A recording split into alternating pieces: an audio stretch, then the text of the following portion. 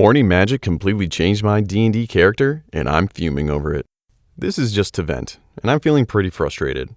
In our last session, I was going to go off on a small mission with a couple other party members while the rest hung back and rested and crafted. Our artificer lent me his automaton, just in case we needed extra support.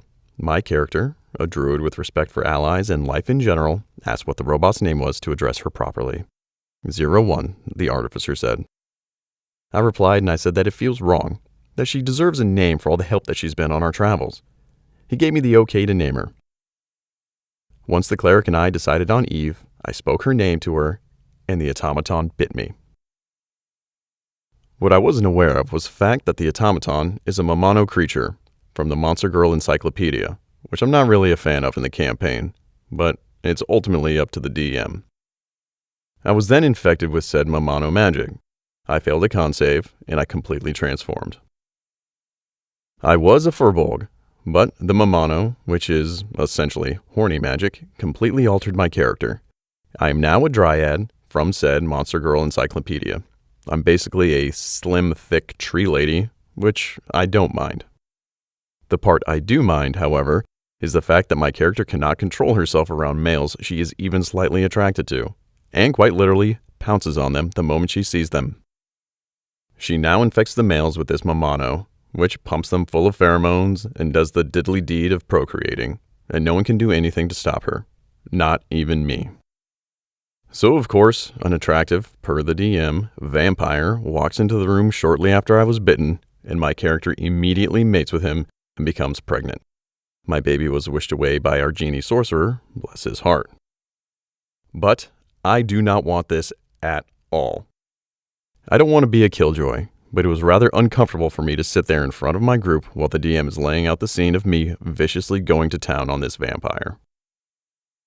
Beforehand, my character was a virgin for background reasons, and I had intended for her to stay that way so that she may dedicate her life to restore the balance of the world.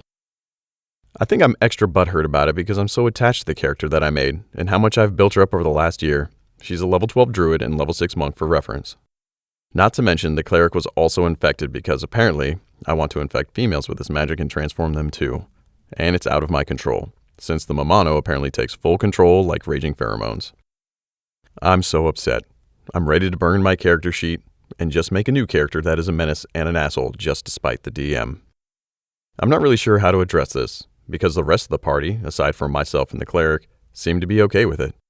I don't want to be a buzzkill, but I just really disagree with the fact there was no consent on my part to make this transformation.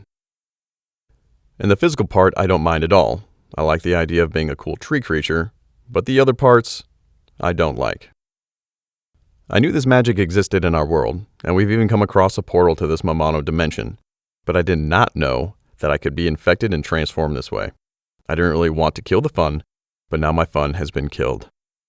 We didn't have a session 0. This is the first campaign for a lot of the players involved, myself included, and I didn't even know what a session 0 was until someone explained it to me. The DM really isn't a bad guy, otherwise we wouldn't be associated. He's just not great at communicating and felt like he didn't think to talk about this stuff beforehand because he grew up in a very sex-positive household and doesn't realize that not everyone is comfortable with it the way he is. A lot of y'all are accusing the DM of being a rapist or creepy, and that's just not the case. Can he be pervy? Sure, but he's never made me feel threatened or unsafe. I also don't believe him to be pushing his fetishes onto us, as we've been friends for a while and he hasn't done anything to make me feel uncomfortable up until this one incident in the campaign. So please stop accusing him of these terrible things, because he's not a terrible person and wouldn't do that. I genuinely believe that he just wasn't aware of how uncomfortable this might make someone, and I myself have had a hard time setting these boundaries. It makes me sad to see that so many people are quick to make these harsh assumptions about someone they don't know. And if I'm being honest, he's staying true to the source material that he drew all of this from. I just found myself wishing it wasn't part of the campaign, or that we had talked about it and set boundaries before all this happened. Truthfully, I would trust this guy to protect me from the kind of monster some of y'all seem to think he is. I appreciate the input and insight, but I'd appreciate if you could chill out on the accusations. Thank you. Unfortunately, we weren't able to talk to the DM in person as we had initially planned. That being said, I've read a lot of your comments. A lot of them seemed really harsh and kind of mean at first. But after sleeping on it and all the feedback so far, all of it has given me a different perspective.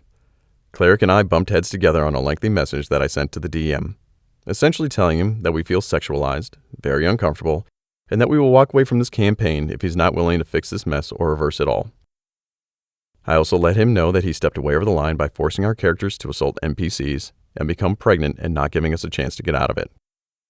Neither of us are okay with it, and the party members that we spoke to don't like it either.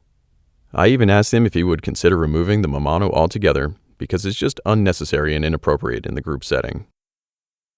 Thank you all so much for your feedback and all the different perspectives. It really helped us understand the depth of the issue, and I feel like we were able to put a good message together for him that covered all the bases.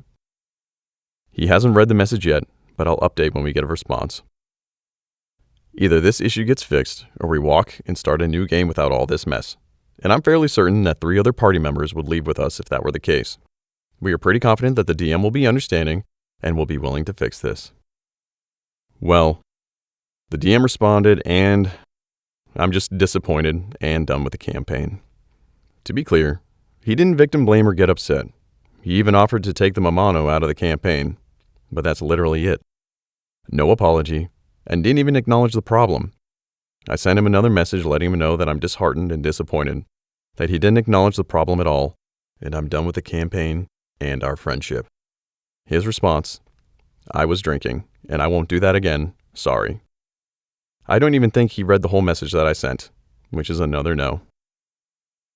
This pretty much just tells me that he's not capable of understanding the problem, which means he's incapable of truly holding himself accountable in these situations. I know that he is sorry, and I appreciate that he's not being a jerk. But if he isn't mature enough to understand the heart of the issue, then I honestly don't think I can be friends with someone like that. I'm 25 and he's 27. There's a certain level of integrity, maturity, and mutual respect to be had in friendships at our age, at least by my standards. And if there can't be that solid foundation, then there can't be a friendship. And I'm not sticking around for this campaign to continue spiraling to the next time he gets drunk at a session.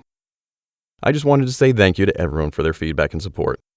You guys forced me to face a hard truth, and I believe I'm better for it. I didn't want to give up on this campaign, but the issues run much deeper than one crazy session. And as painful as the realization was, y'all were right. Me and the cleric are out, and likely taking our genie sorcerer and paladin with us into a brand new campaign. I'll probably still run a druid, just not the rapey, sex-crazed monster kind. D&D is supposed to be an environment for shared storytelling, fun, adventures, and good times.